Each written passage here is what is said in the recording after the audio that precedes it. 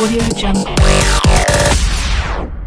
Halo semuanya, selamat datang kembali di channel Mulia Sisters. Kita kakak beradik yang hobi banget ngebahas masalah psikologi. Oke, kali ini video yang kita buat, ini kebetulan banget ya, lagi topik yang super duper hot banget, baik itu di negara kita maupun di luar negeri juga.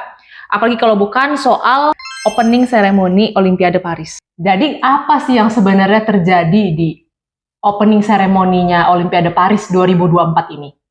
Seperti yang teman-teman lihat ya, kayak di beberapa YouTube ataupun kayak di beranda-beranda TikTok juga beberapa orang tuh tahu kayak kok kontroversial banget, kayak nunjukin sisi LGBTQ, satanism, ataupun kayak berbau pelecehan terhadap suatu agama gitu kan ya. Iya. Jadi untuk videonya sendiri kebetulan kemarin kita cek udah di take down dari pihak Olimpiadenya, mungkin karena saking banyaknya kontroversi ya mengenai opening ceremony tersebut. Sepertinya kalau dari kita, kayak seru banget ya, kita berasa relate ya Ci ya? Iya. Karena kan kebetulan Cici atau Amelia sekolahnya di Paris, jurusannya art. Kalau gua di Marseille, jurusannya adalah international business. Nah jadi kita bisa saling bertukar pikiran nih sebenarnya kok bisa kayak Perancis art directornya nih terutama bisa menghasilkan, menyuguhkan jenis masterpiece seperti itu. Oke, jadi sebelum kita bahas, mungkin gue akan jelasin sedikit apa yang terjadi di video opening ceremony tersebut ya. Oh ya, sebelumnya kita mau kasih tahu bahwa video ini 100% opini kita ya. Dan terserah teman-teman memiliki pendapat lain, itu benar-benar nggak apa-apa. Karena ini benar-benar kita ingin memberikan dari segi sudut pandang kita yang pernah tinggal di Perancis. Betul, betul. Oke, jadi di video tersebut, mungkin teman-teman bisa cek di video para konten kreator lainnya. Ya. Jadi banyak yang menyimpulkan bahwa Perancis ini mengangkat tema The Last Supper atau perjamuan terakhir, yang dimana itu adalah berasal dari agama Kristen atau Katolik. Ya, betul. Tapi di dalam penyuguhan tersebut itu banyak menggunakan para dancer ataupun performer yang berlatar belakang drag queen, ya, atau orang-orang dari kaum LGBT, gitu. Dan banyak sekali performance yang tidak layak lah sebenarnya. Tidak lazim mungkin kita ngomongnya. Iya, tidak lazim. Mungkin kita nggak bisa bahas secara detail di sini karena takutnya sensitif ya kalau di YouTube ya. Tapi bisa dicek lah. Jadi banyak yang bilang ini adalah penistaan terhadap agama Katolik dan Kristen tersebut. Ya. Oke, di sini gue nggak akan ngebahas penistaan ataupun tentang agamanya. Yang gue mau bahas di sini adalah kok bisa orang Prancis, negara semaju itu, memproduksi suatu karya yang jelas-jelas ini tuh bakal banyak kalau ditentang sama dunia internasional. Jadi kita mulai tuh cara pikir, pola pikirnya orang Prancis, itu dia. Ya, gue bakal cerita kenapa bisa kayak gitu. Gue sendiri sekolah di Prancis, tepatnya di Paris. Jadi gue itu sekolah di sekolah film atau yang berbau-bau art gitu, seni ya. Animasi ya tepatnya ya? Animasi tepatnya. Ya. Nah, pengalaman yang gue ceritakan ini adalah opini gue ya. Kembali, ini tidak bisa digeneralisasi. Dan ini adalah perasaan pribadi gue terhadap sejumlah kelompok. Ya. Oke? Dan kelompok ini berusia dari usia 18 sampai 30 tahun. Yang hobinya adalah art. Kembali lagi, ini kontekstual. Ya. Jadi pada saat itu, gue kan backgroundnya Asia nih. Ya. Gue itu terbiasa dengan sesuatu itu harus membuahkan hasil. Result oriented ya berarti ya? Result oriented. Seperti kita di negara kita inilah. Di tempat kerja kalian misalnya. Bos kalian pasti menuntut mana hasilnya gitu loh. Dia nggak peduli lu begadang, kayak lu mau lembur, kayak lu mau nggak ada liburan sama sekali. Yang penting hasilnya mana? Ya, betul. Oke? Sedangkan waktu itu gue sempet culture shock waktu di Paris. Kenapa? Karena mereka itu adalah tipe orang yang sangat berorientasi pada ide. Gitu. Jadi ibarat sungai dari hulu ke hilir, orang Perancisnya ada di hulu. Ya, orang Asia itu ada di hilir. Gitu. Dan gue waktu itu kagetnya adalah gini loh. Jadi mereka itu bisa punya ide yang super grande banget, konsep yang benar-benar anti mainstream. Tapi pada prosesnya itu bisa nggak selesai loh hasilnya. Atau tiba-tiba kayak berubah ke sana kemari gitu ya. Iya, jadi mereka itu gua rasa ya, ini opini gua, mereka itu kan adalah negara yang maju pada berabad-abad yang lalu ya. Mereka itu terbiasa dengan menciptakan sesuatu. Contohnya, banyak banget ilmuwan yang berasal dari Perancis. Setuju. Oke, jadi mereka itu terbiasa dengan menciptakan sesuatu yang baru, menjadi trendsetter. Ya. Jadi terbawa ya sampai sekarang, gitu. Dan itu melekat pada diri masyarakatnya sampai pada hari ini. Setuju. Kayak gitu. Jadi mereka itu kalau punya ide, orang-orang itu nggak bakalan ada yang bilang, ide lu tuh aneh deh. nggak ada, kayak gitu. Dan ditambah lagi, orang Prancis itu punya semboyan negaranya itu fraternité, liberté, dan égalité. Nah, gue mau bahas yang namanya liberté ini. Ya. Liberté ini tuh artinya kebebasan ya. Ya. Seperti yang lo tahu. Liberty. Kebebasan. Freedom. Jadi mereka itu, ini bisa dibilang semuanya sih. Bener-bener literally semua orang yang gue ketemuin di Prancis. Membebaskan lu mempunyai pendapat, mau bereksperimen terserah, mau mengekspresikan jati diri lu seperti apa terserah, mereka nggak akan komen. Lu nggak akan dijudge kayak, ih freak banget, nggak bakal sih. Dan itu terjadi dalam dunia art. Oke. Gitu loh. Jadi, apalagi art itu kan subjektif dan bener wide banget ya range-nya ya. iya betul, jadi lu nggak bakal dijudge dengan ide-ide lu yang aneh. Bahkan, kalaupun ide lu itu tidak memiliki batasan atau limitasi. Ya. Sekalipun ide lu itu menyinggung yang namanya sara, sekalipun menyinggung namanya hal-hal sensitif. Ya. Oh, ini adalah suatu bentuk karya seni.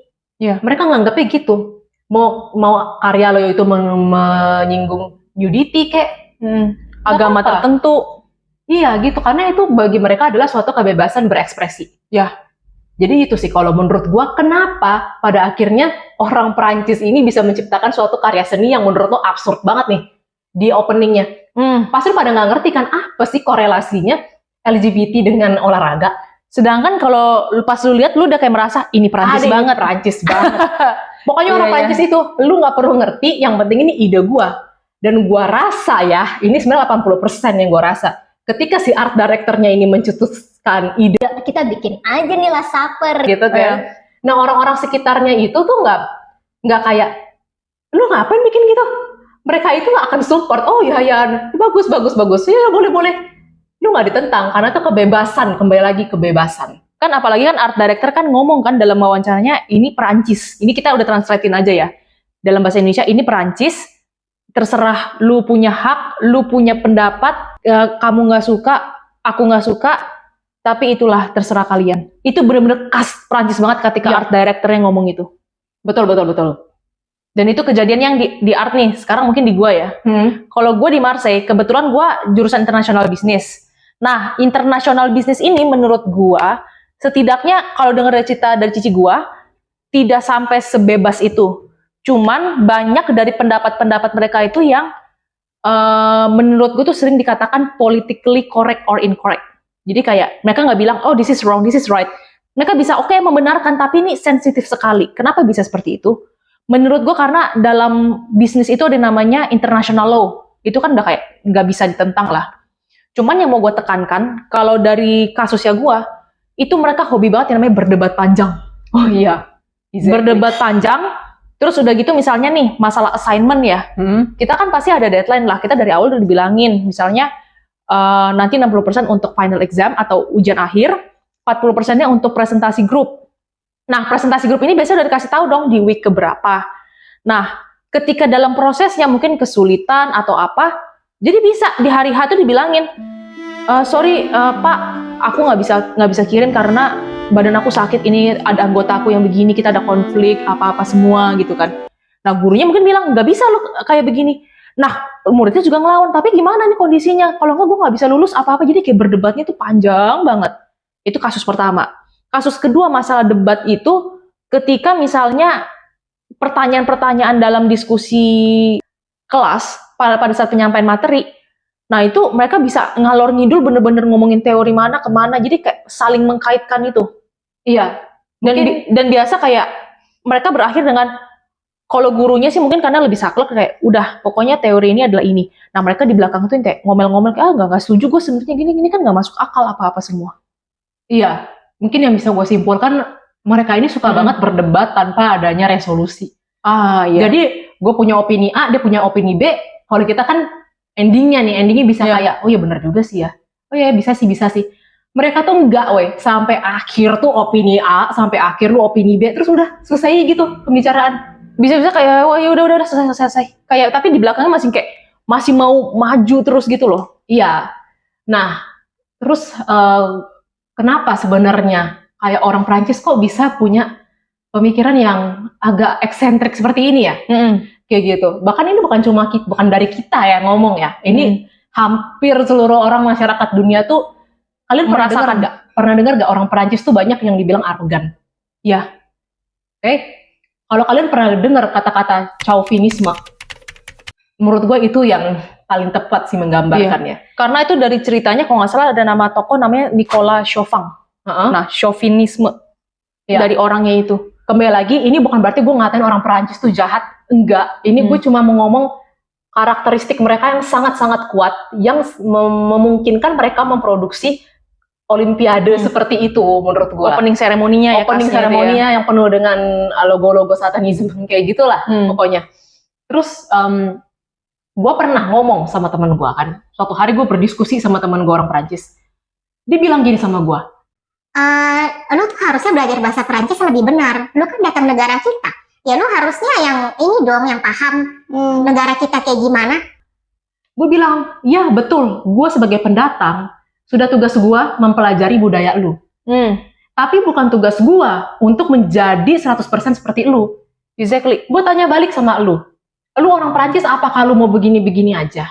Lu gak mau buka pikiran lu untuk bergaul dengan orang-orang luar negeri, dengan orang internasional, atau seminimal mungkin lu belajar deh bahasa Inggris? Iya.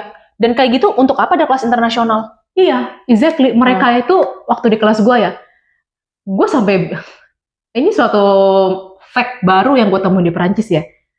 Mereka itu bener-bener nggak mau ngomong bahasa Inggris. Nggak mau itu. Padahal mereka ngerti loh sebenarnya. Iya.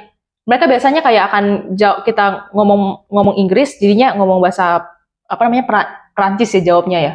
Ya, tapi tidak semuanya ya seperti itu. Ini sebagian besar. Oknum, kita ngomong oknum. Oknum, gimana nih oknum lebih dari 50%.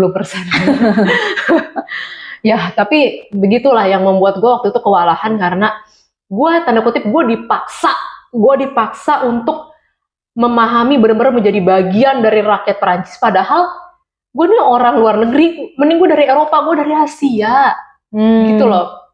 Perancis bukan bahasa ibu gue. Benar-benar gitu. Kayak istilah kita memahami budayanya seperti apa, bahasa semuanya itu oke. Tapi jangan sampai kita sampai kehilangan identitas diri kita.